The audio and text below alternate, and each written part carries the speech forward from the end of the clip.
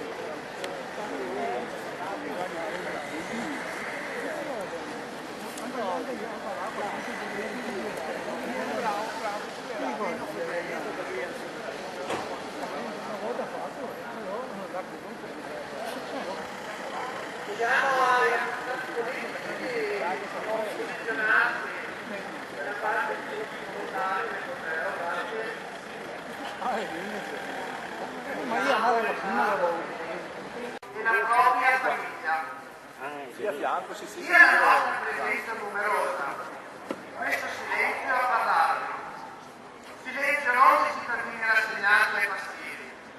Silenzio dei cittadini ed elettori vigili e preoccupati per una politica ormai lontana dalla gente, che perde la collocazione del servizio ai cittadini. Una politica purtroppo ferma alla normalità delle cose, incapace di dare risposte sostanziali. Gentili amministratori, non è questo che i cittadini chiedono, non è questo di cui i cittadini hanno diritto. A questa manifestazione cittadina si assortano diversi associazioni di personalità politiche che salutiamo e ringraziamo. Inoltre, l'europarlamentare Andrea Zanoni, nostro ambientalista, che è regolato dall'ex Istituto Veneto, il consigliere regionale Bruno Picotto, circolo inventivi Noale Sant'Anna, la Lega Nord di Sant'Anna, Lega Ambiente del Milanese e del Veneto, la cooperativa Bandera Florida e i comitati di Zero Granto e Zero Rifiuti che sono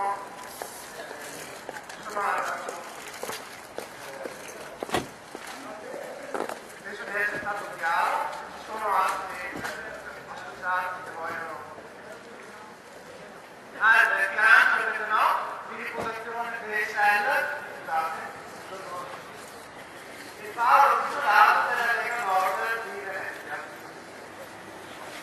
sindaco di Salzano e l'assessore ambiente del comune di Salzano, Pellegrino, consigliere comunale di per innovare e rinnovare.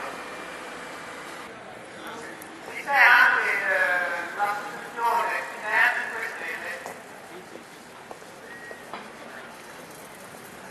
il comitato no ai genitori di Mogliano.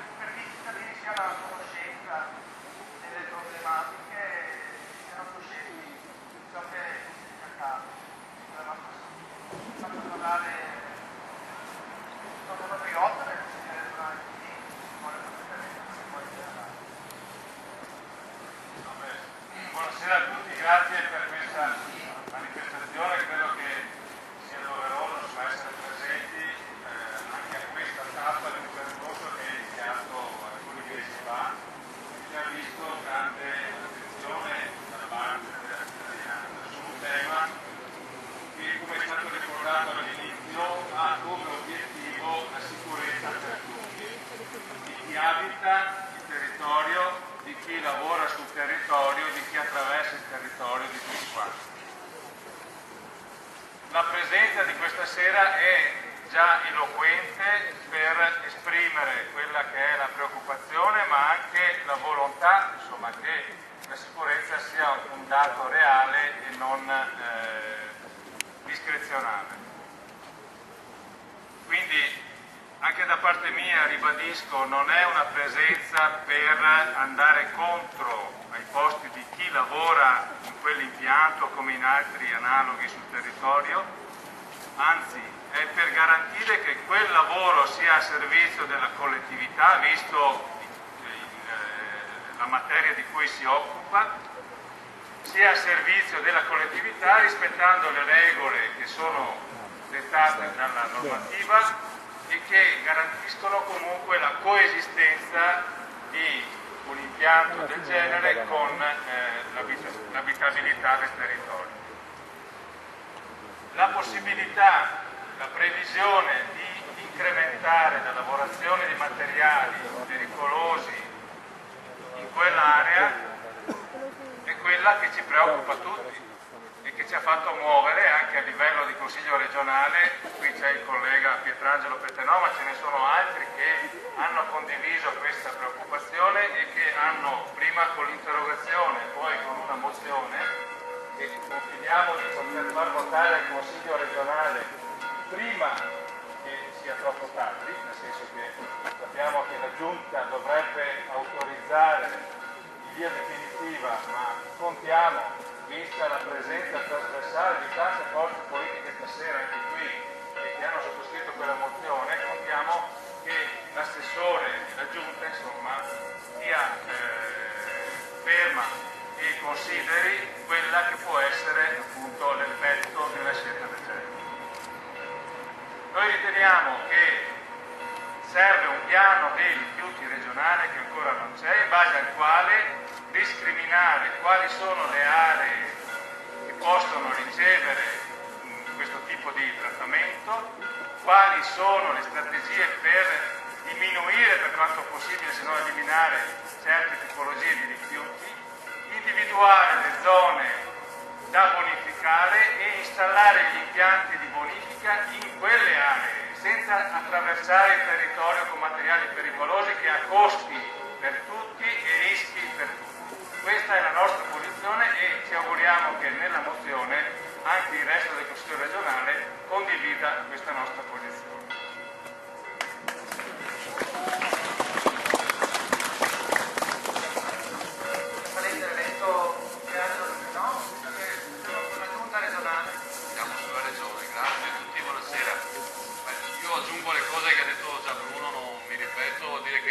La considerazione che faccio è che quella che vediamo stasera è la buona politica, quella che i cittadini si preoccupano e si occupano del territorio in cui vivono. Questo deve essere il motivo anche per far impegnare poi chi fa politica nelle istituzioni per ascoltarli e poter trovare delle soluzioni. Se non si trovano soluzioni, il vostro caso è simile a tantissimi altri che conosciamo nel Veneto ma anche in Italia, sono quelli del conflitto, diciamo così, tra attività pericolose, attività inquinanti e il vivere della gente. Come se queste due cose potessero stare così in contrasto. Io credo che devono essere superate. Non esiste un buon lavoro che non sia alla salute. I lavori appunto non devono essere inquinanti e quando si trattano materiali pericolosi come questi della ditta Cosmo devono essere fatti in zone adeguate. Non è più possibile pensare che si debba, per garantire il lavoro, mantenere attività pericolose, inquinanti, che possano quindi produrre nell'aria delle polveri, attività appunto cancerogene, che fanno male ai lavoratori e ai cittadini che si abitano attorno. Occorre cambiare effettivamente questo modello, occorre in qualche maniera che tutti siamo sempre più consapevoli che appunto un progresso, uno sviluppo può essere diverso da questo, ma deve tenere insieme la tutela della salute e dell'ambiente con la difesa dei posti di lavoro. Senza questo non si va avanti, senza questo abbiamo quei drammi appunto eclatanti come l'Ilva di Taranto che abbiamo visto scendere appunto, ma abbiamo qui vicino Porto Marghera e tantissime altre Porto Marghera sparse in tutti i territori, perché fino a qualche anno fa in ogni territorio libero, che accanto ci fossero case, abitazioni, ci fossero anche servizi pubblici di una certa importanza,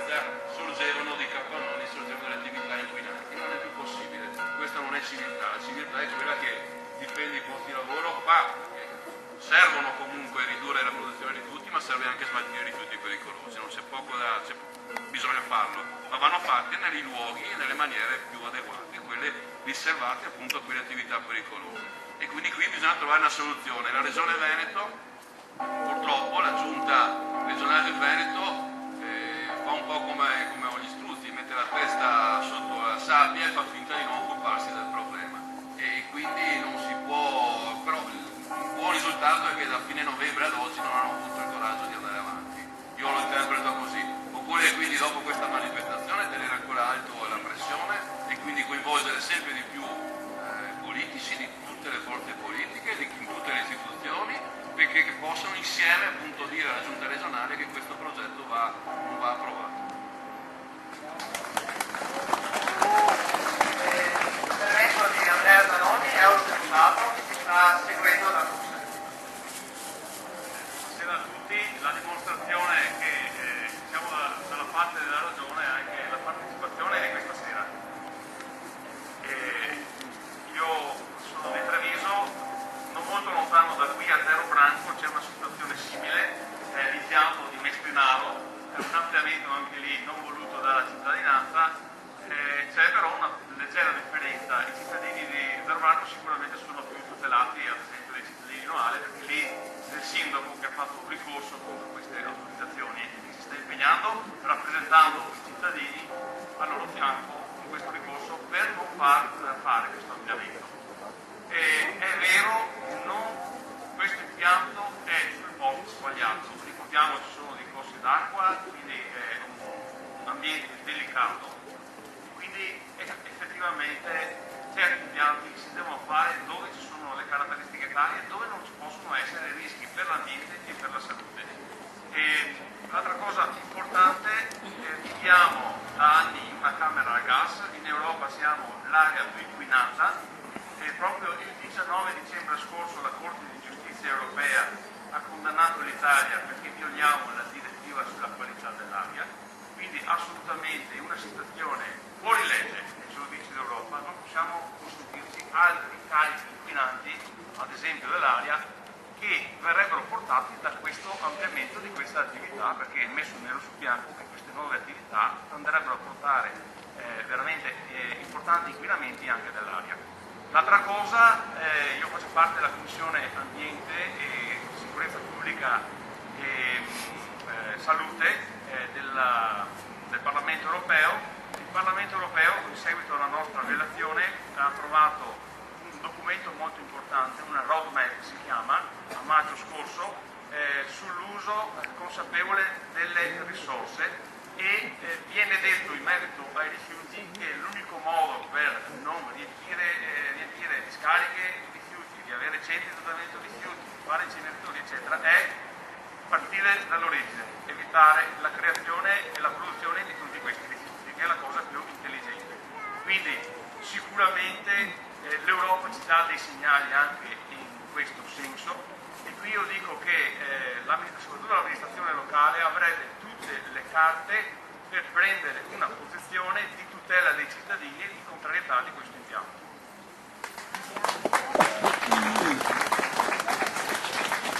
Intervenire Michele Boato, già assessore all'ambiente della Regione Veneto e presidente dell'Eco Istituto di Venezia.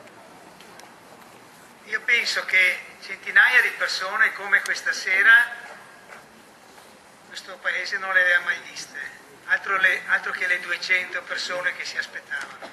Qui ci sono molto più di 500 persone in un paese che, dato per addormentato, si è risvegliato alla grande, 2 assemblee molto partecipate e un sindaco a cui stasera sono fischiate le orecchie pesantemente. Facciamogliele fischiare, chi è capace di fischiare? Facciamogliele fischiare ancora di più le orecchie, perché si sente più da vicino.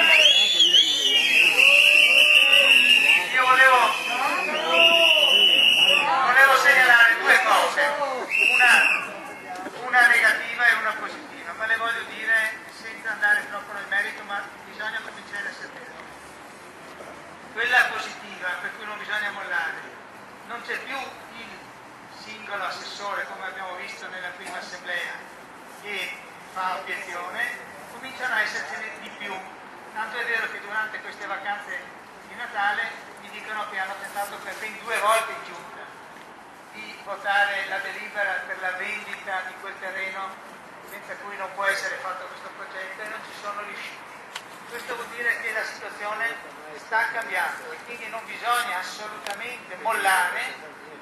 Non mollare deve essere fondamentale, perché loro speravano che dopo il primo fuoco di paglia tutto sarebbe rientrato, tanto Veneti se con i toni si ammazza. Ecco, non è successo, e questa è la cosa credo più importante. La seconda, attenzione, perché loro signori stanno giocando pesante con i vostri rappresentanti, con intimidazioni pesanti. Allora devono sapere che chi fa le intimidazioni va denunciato proprio per intimidazione, è un reato penale l'intimidazione, va denunciato per intimidazione, che sono lettere, che sono telefonate, che sono minacce. Questo lo voglio dire chiaramente. Da noi. Questi signori devono stare molto attenti perché hanno passato il limite. Basta, grazie.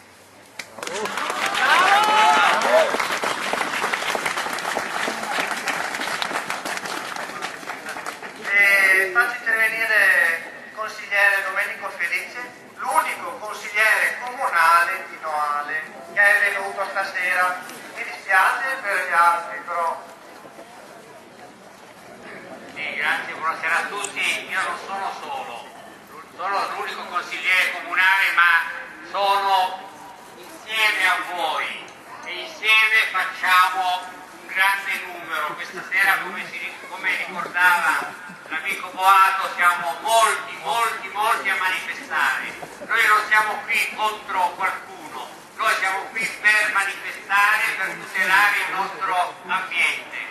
Quindi è una manifestazione, come vedete, trasversale, perché l'ambiente non ha un colore politico, la salute non ha un colore politico. E come si diceva prima, l'amministrazione comunale si è incartato su questo aspetto. Quindi ci sono 2 snodi importanti, c'è quello regionale, ma c'è lo snodo principale dove sfonda l'ampliamento di cui fa parte fondamentale di questa manifestazione, che si svolge nelle sale consiliari, nelle sale dovute, quelle della vendita dell'ex trituratore.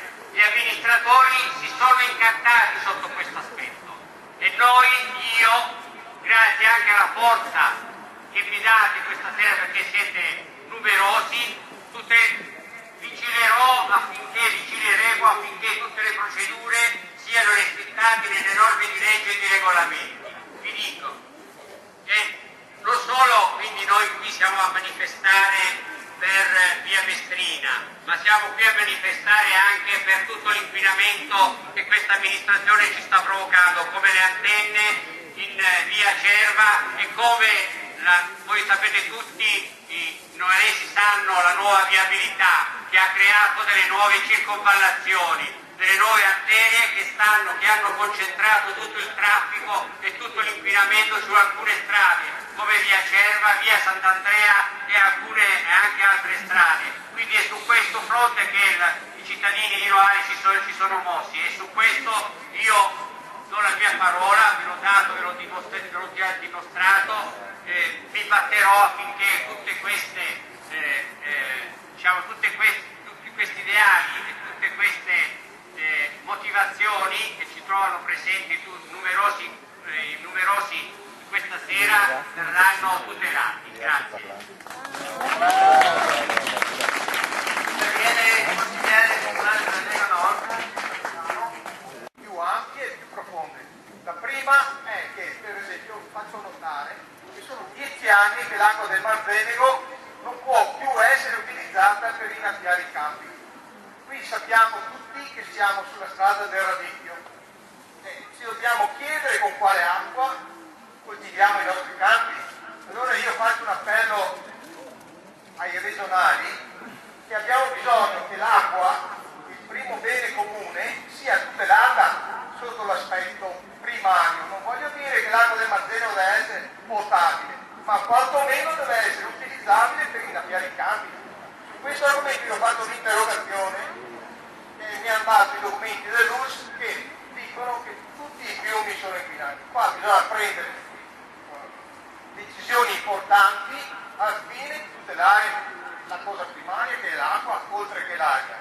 Naturalmente i flussi di traffico abbiamo passate da un lato, la 515 dall'altra, abbiamo grandi o piccole isole attorno a noi che inducono l'inquinamento dell'aria. Noi ci siamo mossi su questo aspetto perché non c'è mai stata fatta un'indagine epidemiologica da parte dell'UIS locale che ci dica qual è la qualità dell'aria e la qualità dell'acqua ce l'hanno detta appunto con le documentazioni che sono 10 anni appunto che non si può più utilizzare.